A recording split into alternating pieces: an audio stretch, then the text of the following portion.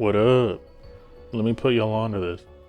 One thing that I am grateful for in myself is that I have never become a heavy drinker. There was a moment where I did surround myself with alcohol more than I should have, but that was a long time ago. I've had my fair share of terrible drinking sessions, plenty of which have resulted in me yakking.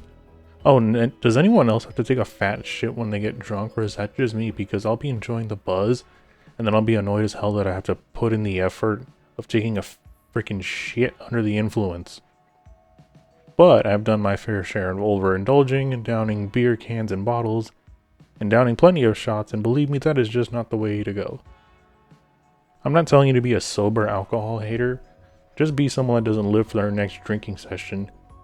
Even if you do it, say, on the weekend, doing that is fine, but don't let alcohol be the main focus of your mind until the weekend. Lots of things are okay in moderation, dog. I gotta tell you a story. This one's for y'all. This is the most recent Thanksgiving that I spent with my family. Now, to all my Hispanic people out there, y'all know how it gets. But to those that don't, we like to make sure that there is always alcohol. In my family, it's usually lots of beer. Normally there are some brands of beer that are present, the same brands of beer that are present in the coolers. So you'll always find beer cans and bottles on ice. Additionally, there's always bottles of tequila, so often enough, and I do mean often enough, you'll have someone holding a bottle around other family members, usually my cousins, and they'll ask, who wants to take a shot? And without hesitation, a lot of us say yes. Why? Because yes, that's why. And in this case, it's a holiday. Let's drink to that, bro.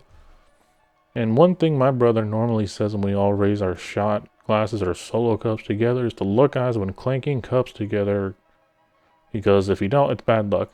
Fuck if I know where he got that idea, but I just follow that advice for fun, and so do all my other family members. Maybe he didn't make it up, but it circulates from somewhere. And then one cousin usually asks the other, "Hey, you trying to shotgun a beer?" And of course the answer is usually yes. If you don't know what it means to shotgun a beer, it means that you hold an unopened beer can sideways, then you puncture a hole closer to the bottom of the can, so that if the tab of your can is on your right, you puncture it on your left, and the round part of it facing up. Maybe watch a tutorial on how to do this because it's hard to explain and not show it.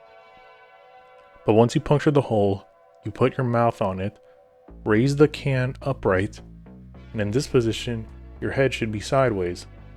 And then you pull the tab and crack the can open. The hole allows air. The hole that you're drinking out of is where beer comes out. But the hole that you create from cracking the can allows air to flow into the can as beer exits into your mouth. It's supposed to be done quickly. And that's what it means to shotgun a beer. That, or if you only have a bottle, you just chug that bitch out and lay out the inevitable belch that comes after. So that's how normally it is at family parties. But in this case, it was Thanksgiving. And because it was Thanksgiving, I found that there was going to be a large combination of beer and a metric fuck ton of food. So I did what any sane, normal, and rational person would do. I had 5 plates for dinner, of course with different drinks in between, and every plate of food had different varieties of food on it. So, I did not eat the same thing twice, and if I did, it was the same thing made by someone else. Now, it's been a while since then, but let me tally up how much alcohol I remember I had.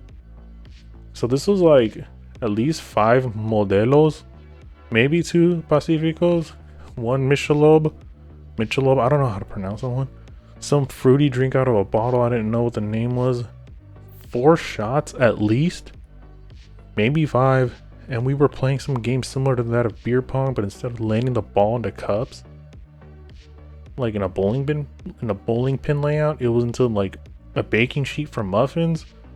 But you're supposed to, get the ping pong ball in one of those little pocket things that a muffin dough would go into, and you would win something if you did. So I won that game and I won a buzzball out of it. Keep in mind that this is my first Thanksgiving back with my family after 2 years, since I moved far away and recently came back. So I was thinking, oh, I've been gone for so long. I gotta make up for it by going absolutely hard my first Thanksgiving back. Boy oh boy, did that come back to bite me in the ass harder than I expected. You see, it's also been a fat while since I had a major life experience hangover. You know, that kind of hangover that makes you tell yourself that you hate alcohol repeatedly and question yourself on why did you do this. So I get home responsibly with the ride, and then I call my job and leave a message saying I am not showing up the next day. Then I go to the bathroom, and that is where I fight a battle that feels like it's gonna absolutely change my life. I yacked out all the food that I ate and whatever fluid I could, and sheesh, it was a lot. I'm saying my stomach is absolutely pumping out each plate of food that I ate, or at least it felt like it. And of course, whenever I yak, sometimes it comes out so hard that it leaves through my nose too. So I'm yakking, and I got the scent of my own vomit point blank in my own nose, and after being loud and uncomfortable for I don't know how long, I'm able to stop yakking. I snot rocket anything I have left in my nose, and I clean my face up. Luckily enough, the mess only ended up in the toilet. I then go to sleep, feeling like absolute crap because I could not get comfortable, and I knew damn well that I was going to feel like a raging hot dumpster fire in the morning.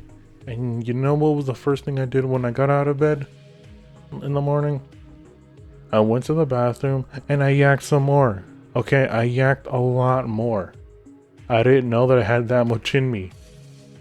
It was 5 plates after all.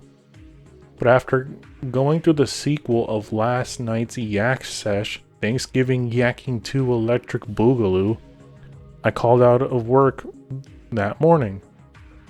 And after I left a message, I remembered that I did call out last night, but I forget that I may or may have not mentioned my name in the voicemail, so I called out twice for missing the same day at work.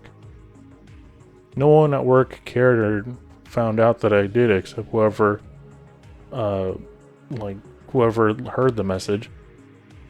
But after calling out a second time, I hopped back into bed and I laid there until like maybe 3 or 4 in the afternoon. So whenever you're drinking, don't do much, and on Thanksgiving, don't eat too much. And whatever corn my cousin brought will forever hold a special place in my stomach, even if I barfed it out. I don't drink like that regularly, I just did it at family parties, but a month later on Christmas, I definitely toned it down by a lot. Hey. So I was telling Thanksgiving jokes on Thanksgiving, and my family told me to stop, and I was just like, I can't just quit cold turkey. It's been Bean Burrito. Keep moving forward.